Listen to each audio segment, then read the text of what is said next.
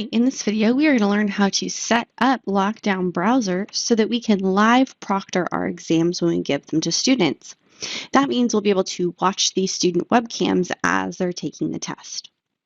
In this video we will just be going over the setup, so be sure to watch the next video on how to actually start the live proctored exam.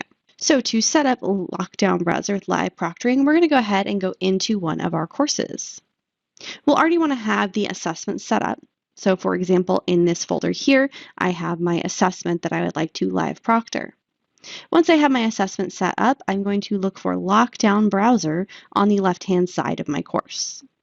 If this is my first time visiting LockDown browser, I can approve the connection and click Continue to LockDown browser.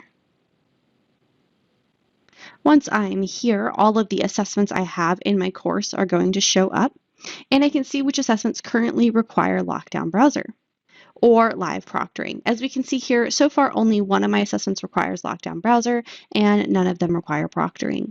To change those settings, I click the down arrow and click Settings. The first step here is going to be to require LockDown browser, and we can change our advanced settings if we would like to. And then to require the live proctoring, we change this radio button here to allow instructor live proctoring. We're going to select our video conferencing system, and we want to make sure we select Teams because we use Microsoft Teams. Additionally, here we want to set up a startup code.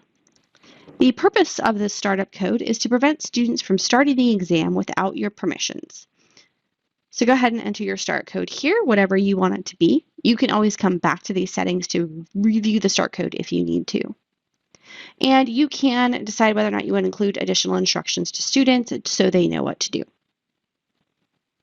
Once we have all of these set up, we'll go ahead and click Save and Close. And now LockDown browser and live proctoring are set up for this assessment. In the next video, we're going to go over how a teacher starts the LockDown browser with Teams so they are able to proctor their students taking the exam. Thank you for watching.